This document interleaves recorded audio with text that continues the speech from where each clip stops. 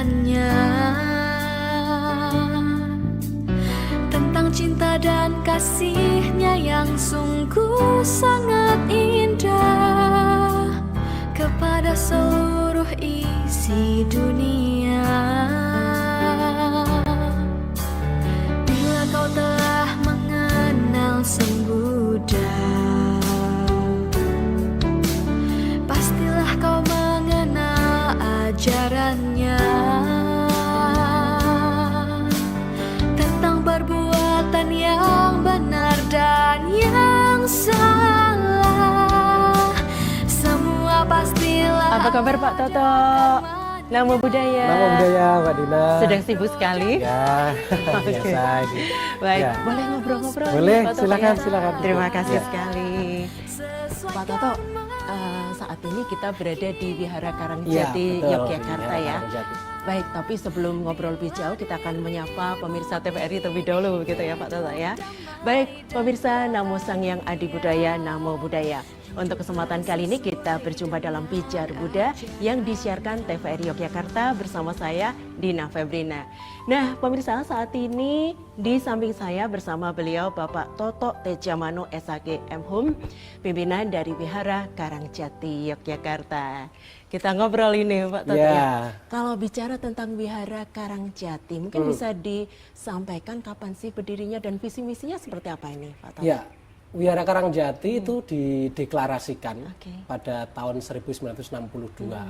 Jadi, sebenarnya tidak pernah didirikan karena menempati bangunan lama yang kemudian dipakai sebagai aktivitas untuk pengembangan agama Buddha. Lalu oleh Romo Pandita Among Prajarto, wihara ini kemudian atau bangunan ini kemudian dideklarasikan sebagai wihara atau tempat ibadah agama Buddha. Oke. Nah, sebagai tempat ibadah agama Buddha tentu ya aktivitas-aktivitas di sini ya berkaitan dengan bagaimana pengembangan dan juga pembinaan untuk umat Buddha. Makanya visinya dari Wihara Karangjati ya tahun 2017 sudah kita tetapkan, yaitu menjadi rumah pengembangan spiritual untuk kebahagiaan bersama. Jadi memang Wihara Karangjati ini harapannya pertama-tama menjadi rumah. Artinya itu orang datang ke sini itu santai sebagai rumah, ya sebagai home, ya. Iya, iya. Dan untuk berkembang spiritualitasnya, berkembang nilai-nilai baiknya. Untuk apa? Untuk kebahagiaan bersama. Jadi setelah kita itu berkembang nilai spiritualnya, lalu kemudian kita bisa mewujudkan kebahagiaan bersama. Itu visi yang akan kita capai dengan adanya Wihara Karangjati ini. Semua orang boleh datang ke Wihara Karangjati untuk mengasah, asih dan asuh di dalam ajaran Buddha. Wah, pengennya juga bisa menjadi rumah kedua begitu ya, khususnya bagi umat Buddha begitu ya. Sebenarnya Tapi- tidak hanya umat Buddha. Nah, itu yang pengen saya tanyakan, gimana ini Pak Toto? Kalau di Wihara Karangjati itu memang ini wihara yang sangat umum ya. Siapapun bisa datang ke tempat ini, bahkan kami punya kegiatan-kegiatan yang lintas agama, yang lintas ras, budaya dan lain sebagainya. Di sini orang datang santai, ngobrol, kita saling berbicara tentang spiritualitas, nilai-nilai baik. Di garis bawahnya Ya. berarti bukan hanya untuk umat Buddhis saja Betul. ya. Kami sangat terbuka untuk siapapun yang akan datang ke tempat ini. Ya, silahkan. Kita bisa saling mengasah asuh. Artinya kita saling bertukar kauruh, tukar pengetahuan dengan prinsip cinta kasih. Dengan kita juga saling mengasuh ya, artinya saling mendewasakan.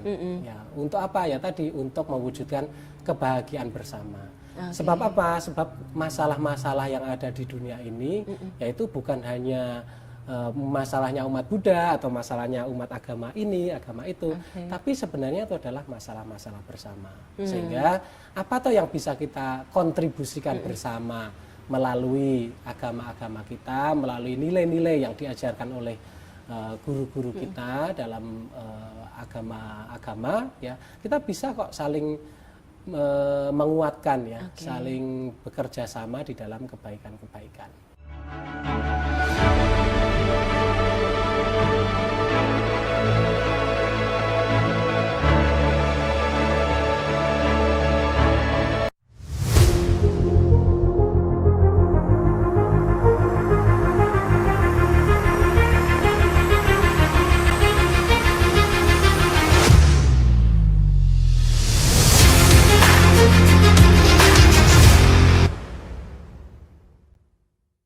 sebagai tempat ibadah agama Buddha tentu ya aktivitas-aktivitas di sini ya berkaitan dengan bagaimana pengembangan dan juga pembinaan untuk umat Buddha.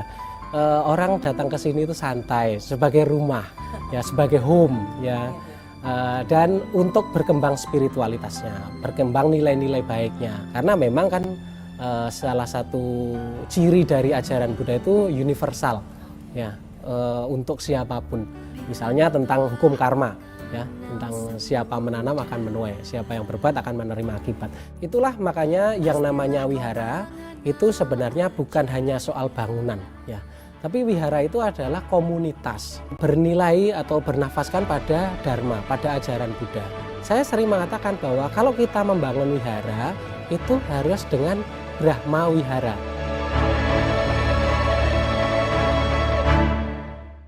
Iki dali Jowi yo demo ora trimo. Dek iki njaluk pajak iji pajak kabeh. Saiki warungmu iki dipajeki. Warungku dipajeki. Warungku dipajeki tumbleng lho. Kuwi mancik ngene iki ya. Aja kuwi iki awas. Wedang teh iki sak sendoke iki 10%. Lah untuk get apa?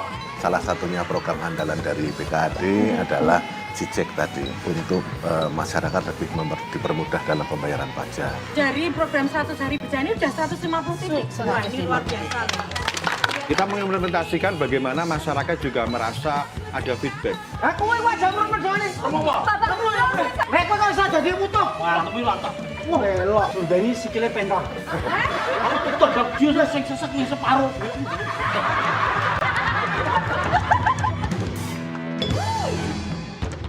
Nah, kreasi kampung. I dream that God will be forgiving. Saya memang memberikan pengajaran tentang bagaimana teknik vokal Broadway yang sebenarnya.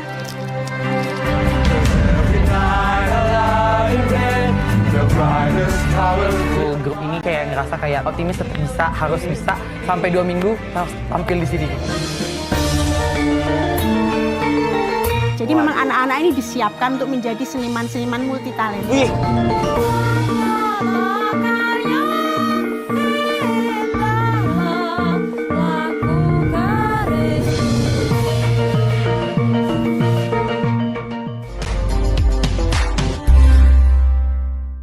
Kalimantan Selatan, tanah yang kaya akan keindahan dan keanekaragaman hayati, termasuk primata endemik yang hampir punah.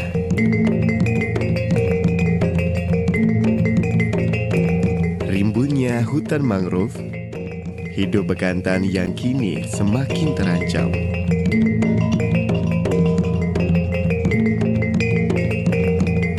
Primata dengan hidung panjang dan rambut berwarna coklat kemerahan adalah bagian dari warisan alam kita.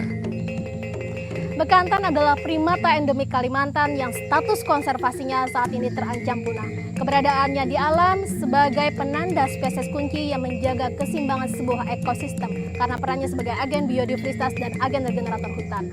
Melestarikan bekantan melalui pemulihan habitatnya, stop perburuan liar. Mari membangun mata rantai kepedulian bersama dengan memuliakan alam. Selamatkan bekantan, selamatkan peradaban manusia. Melalui restorasi hutan mangrove, turut membantu meningkatkan populasi bekantan yang hampir punah.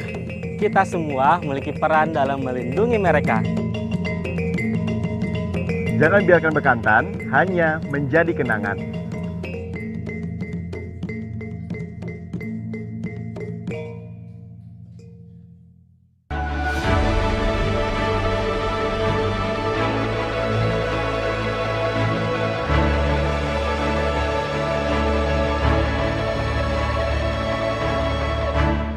Kalau tadi Pak Toto sampaikan bahwa memang untuk lintas agama atau siapapun bisa dong datang ke Wihara Karangjati. Apakah juga ada kegiatan yang saat ini sedang misalnya meditasi dan bagaimana? Di Wihara Karangjati kita punya 2 kelas meditasi, yaitu hari Selasa dan juga hari Jumat. Ya, hari Selasa kita mulai pada pukul 19, kemudian kalau hari Jumat pada pukul 19.30 dan semua orang boleh datang ya, dari agama apapun boleh datang karena ini bukan sifatnya ritual ya. Ini adalah sifat untuk mengasah ya spiritualitas kita dengan meditasi ya. Meditasi juga sangat umum ya. Pelatihan mindfulness sekarang ini kan lagi in ya di mana-mana. Jadi kita juga mempunyai kegiatan yang sangat umum yaitu meditasi itu. Juga kita punya kelas pendalaman Dharma ya untuk agama Buddha atau kursus dasar agama Buddha. Dan itu umum juga karena kami buka kelas-kelas itu juga ternyata peminatnya bukan hanya dari umat Buddha. Banyak dari umat-umat agama lain tuh juga ingin belajar ya, tertarik untuk ya? mengetahui bagaimana toh ajaran-ajaran Buddha itu, karena memang kan salah satu ciri dari ajaran Buddha itu universal ya, untuk siapapun. Misalnya tentang hukum karma ya, tentang siapa menanam akan menuai, siapa yang berbuat akan menerima akibat. Siapapun Anda percaya nggak percaya hukum karma atau agama apa Anda itu tidak ada semuanya. Kalau orang melakukan perbuatan baik dia akan mendapatkan manfaatnya. Kalau orang berbuat jahat dia juga akan mendapatkan akibat-akibatnya. Itu sangat universal sekali. Nah Pak Toto, kan tidak semua umat ya mereka bisa datang ke wihara begitu. Mungkin dulu aktif di Wihara Karangjati, tetapi karena kondisi kesehatan sehingga beliau kemudian ya sakit sehingga cukup lama berada di rumah. Kalau itu terjadi bagaimana? Ya, itulah makanya yang namanya wihara itu sebenarnya bukan hanya soal bangunan ya. Tapi wihara itu adalah komunitas. Ya, bagaimana kita membentuk satu komunitas yang bernilai atau bernafaskan pada Dharma, pada ajaran Buddha. Nah, sehingga saya sering mengatakan bahwa kalau kita membangun wihara itu harus dengan Brahma wihara. Nah, kalau wihara itu sering dipahami hanya sebagai satu bangunan, tapi Brahma wihara itu adalah kualitas penyusun batin, sehingga ketika kita berkomunitas kita itu mengembangkan nilai-nilai luhur. Nah, sehingga kalau misalnya ada orang yang tidak bisa datang ke tempat ibadah ini, ya para umat Buddha yang merasa sebagai komunitas dari Wihara Karangjati, ya bisa kemudian menengok mereka, beribadah di tempatnya mereka, mendoakan mereka, itu kunjungan sosial. Sesekali ada kunjungan begitu ya. Makanya kan yang melandasi sebenarnya adalah Brahma Wihara. Apa itu Brahma Wihara? Brahma Wihara ini kualitas batin luhur. Ada 4. Ya. Yang pertama itu adalah cinta kasih atau meta. Jadi orang-orang yang berkomunitas di suatu wihara itu harus mengembangkan cinta kasih. Cinta kasih yang bukan hanya kepada umat Buddha, tapi juga kepada seluruh umat manusia, bahkan kepada semua makhluk. Ya, kita kan ingat kalau dalam ajaran Buddha kan pasti doanya Sabe Sata Bhawantu Sukhitata. Semoga semua makhluk bahagia. Itu yang pertama. Kemudian yang kedua itu adalah karuna atau kepedulian, kasih sayang yang bergerak.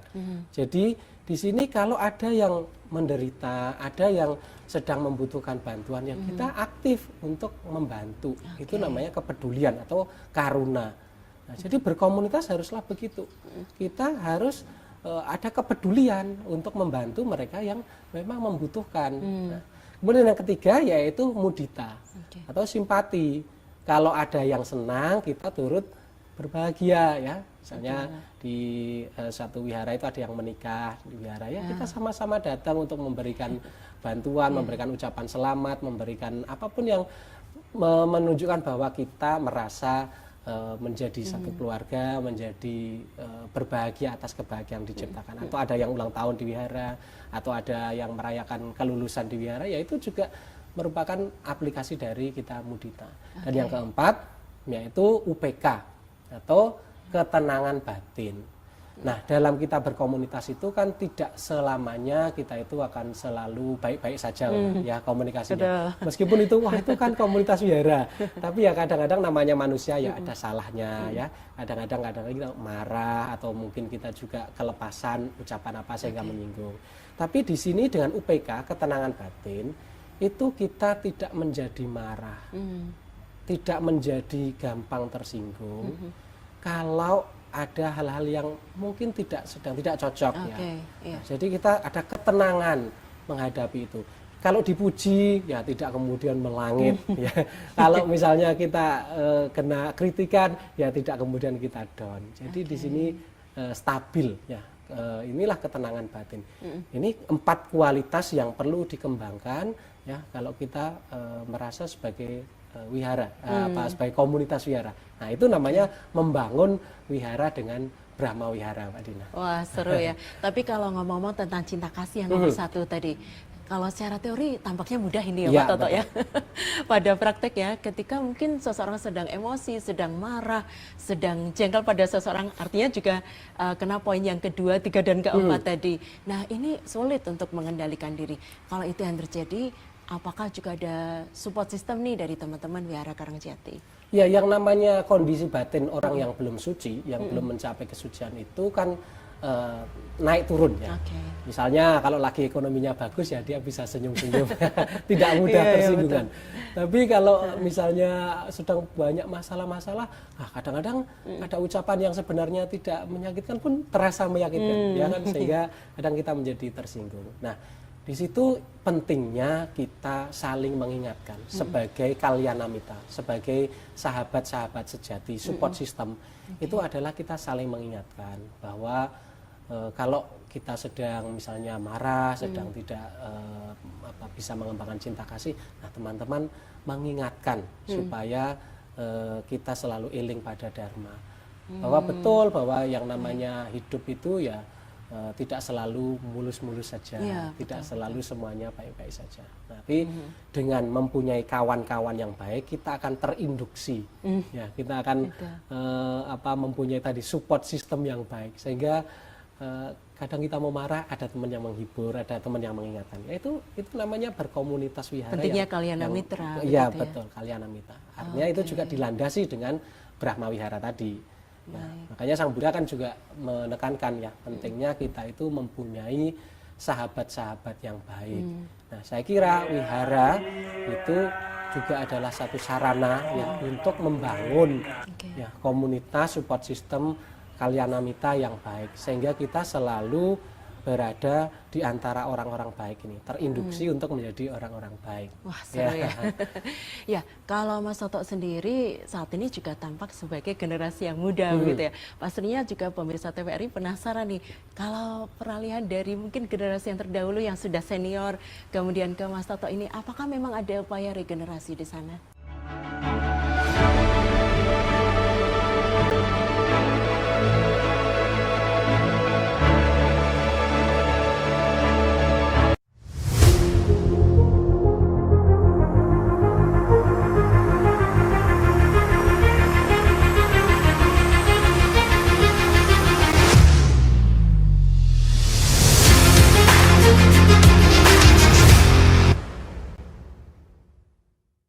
Sebagai tempat ibadah agama Buddha, tentu ya aktivitas-aktivitas di sini ya berkaitan dengan bagaimana pengembangan dan juga pembinaan untuk umat Buddha. Orang datang ke sini itu santai, sebagai rumah, ya sebagai home, ya, dan untuk berkembang spiritualitasnya, berkembang nilai-nilai baiknya. Karena memang kan salah satu ciri dari ajaran Buddha itu universal, ya. Untuk siapapun, misalnya tentang hukum karma, ya, tentang siapa menanam akan menuai, siapa yang berbuat akan menerima akibat. Itulah makanya yang namanya wihara itu sebenarnya bukan hanya soal bangunan, ya, tapi wihara itu adalah komunitas bernilai atau bernafaskan pada dharma, pada ajaran Buddha. Saya sering mengatakan bahwa kalau kita membangun wihara itu harus dengan Brahma Wihara.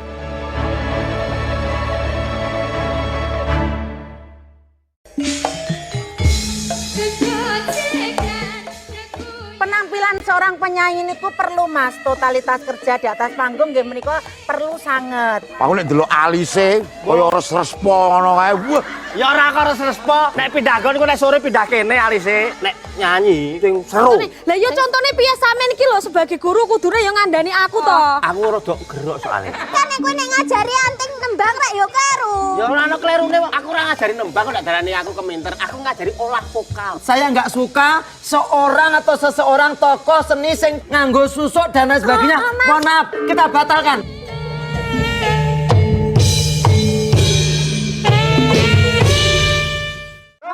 Kreasi Kampung. I dream that God will be forgiving. Saya memang memberikan pengajaran tentang bagaimana teknik vokal Broadway yang sebenarnya.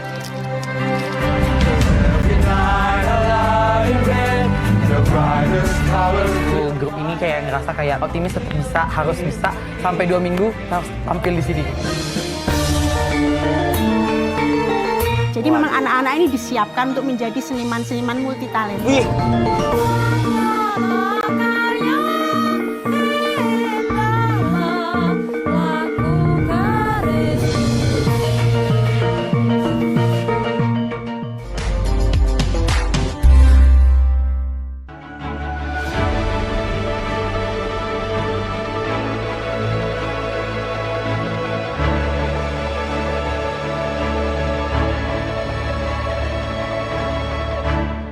Kalau Mas Toto sendiri saat ini juga tampak sebagai generasi yang muda gitu ya. Pastinya juga pemirsa TVRI penasaran nih, kalau peralihan dari mungkin generasi yang terdahulu yang sudah senior kemudian ke Mas Toto ini, apakah memang ada upaya regenerasi di sana?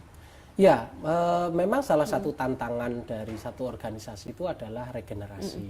Ya, itu kadang-kadang tidak jalan, ya, tetapi dengan sistem pembinaan yang dilakukan ya, dengan transfer nilai-nilai dharma, maka akan muncul kesadaran. Nah, diharapkan dari contoh-contoh yang sudah dilakukan oleh para generasi pendahulu, nah itu menjadi inspirasi bagi generasi yang di bawahnya. Misalnya kalau seperti saya, wah, Romo Among itu dulu sudah mewariskan wihara ini dengan luar biasa. Beliau membantu banyak orang, kalau ada orang kesusahan datang ke sini, beliau kasih nasihat. Dan sampai beliau meninggal dunia pun beliau sebelum meninggal dunia sampai usia yang sepuh masih terus luar biasa membagikan. Nah, itu kemudian menginspirasi kami ya sebagai generasi muda ini untuk wah, kita juga harus mencontoh mereka, ya, mencontoh para sesepuh-sesepuh kita. Sehingga regenerasi itu bukan hanya secara organik ya, artinya secara organisasi itu dibentuk, tapi juga nilai-nilai itu tertanam dalam diri kita melalui melalui contoh-contoh. Nah, maka kami juga mempunyai beban yang tidak mudah juga, bagaimana kami bisa nanti menjadi contoh untuk generasi-generasi di bawah saya ya, yang kemudian nanti akan meneruskan tentu saja wihara ini. Kalau mereka melihatnya, lah itu Pak Toto saja seperti itu, lah nanti generasi di bawahnya kan pasti akan enggak baik. Tapi kalau misalnya bisa terinspirasi, oh itu loh para pendahulu itu seperti ini. Nah, lalu mereka juga, wah kalau bisa kita juga setidaknya sama dengan mereka atau malah syukur-syukur lebih baik. Nah, itu kan akan luar biasa. Harus seperti itu ya, namanya ya. Oke, kalau begitu untuk anak-anak nih yang mungkin masih usia SD, SMP begitu, apakah juga aktif nih ya untuk sekolah minggu dan sebagainya begitu? Iya, di wihara ini kami punya pendidikan untuk anak-anak remaja dan anak-anak ya, yaitu kelas sekolah minggu Buddhis Dhamma Kumara yang dilakukan setiap hari Minggu jam 9 pagi. Nah, itu penting sekali ya, saya mengajak kepada Bapak Ibu sekalian yang mempunyai anak-anak ya di SD, SMP untuk dibawa ke wihara setiap hari Minggu ya, di wihara manapun ya, termasuk juga di wihara Karangjati ini. Silahkan untuk kemudian bisa ikut kegiatan sekolah minggu Buddhis Dhamma Kumara, karena itu adalah transfer nilai-nilai dharma, transfer nilai-nilai baik supaya anak-anak kita mempunyai keyakinan yang kuat, moral yang baik, kedermawanan dan kebijaksanaan. Wah, luar biasa sekali. Oke, baik Pak Toto. Tampaknya saya sudah lama ya berada di sini, sudah mengganggu aktivitas Pak Toto. Mungkin ada pesan-pesan yang pengen disampaikan pada pemirsa TVRI Yogyakarta, silakan. Ya, membangun wihara itu bukan hanya sekadar kita membangun bangunan, tetapi juga bagaimana kita membangun kualitas-kualitas orang yang mengakses wihara. Di dalam ajaran Buddha kita tahu bahwa salah satu ajaran yang penting adalah Brahma Wihara. Bagaimana kita mengembangkan nilai-nilai baik, pikiran-pikiran yang luhur yang harus kita kembangkan setiap saat. Yaitu yang pertama tadi adalah cinta kasih yang harus kita kembangkan, cinta kasih yang universal tanpa pilih kasih. Yang kedua adalah karuna, kepedulian kepada mereka yang menderita. Yang ketiga, itu adalah simpati atau kita bersukacita kalau ada yang berbahagia, ada yang sedang merasakan kebahagiaan, kita turut berbahagia. Dan yang keempat, kita mempunyai ketenangan batin atau UPK. Meskipun kita dikritik, kita dijelek-jelekan, ya kita tidak kemudian menjadi down. Tapi ketika kita dipuji, ya tidak kemudian kita menjadi sombong setinggi langit. Tetap tenang seimbang. Nah, marilah kita ciptakan kualitas wihara kita dengan kualitas Brahma Wihara. Melalui acara ini juga kami dari Wihara Karangjati akan menyampaikan doa kebahagiaan untuk seluruh umat manusia. Semoga dengan doa yang kita panjatkan seluruh makhluk mempunyai berkah-berkah yang baik. Mari kita bersiap panjang. Namo tassa bhagavato arahato sama sambuddhassa. Namo tassa bhagavato arahato sama sambuddhassa. Namo tassa bhagavato arahato sama sambuddhassa. Sabaroga winimuto, saba santa pawajito, sabawera matikanto nibuto cak tuang bawa. Sabitiyo wiwajantu, sabarogo winasatu, mate bawa tuantarayo suki diga yuko bawa. Abiwadana silesa nicang uda pacayino, cataro damawadanti, ayu wano sukang balang.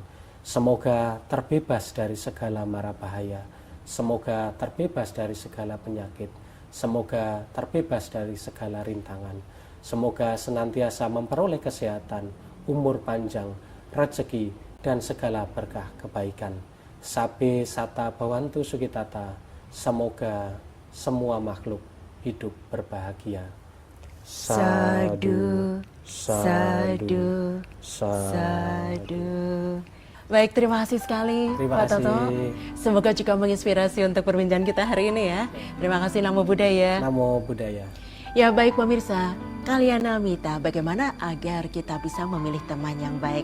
Itu dia untuk kebersamaan kita dalam Bicara Buddha yang disiarkan dari TVRI Yogyakarta. Saya Dina Febrina dan kerabat kerja yang bertugas mengucapkan terima kasih untuk kebersamaan Anda. Namo Sang Hyang Adi Buddhaya, Namo Buddhaya.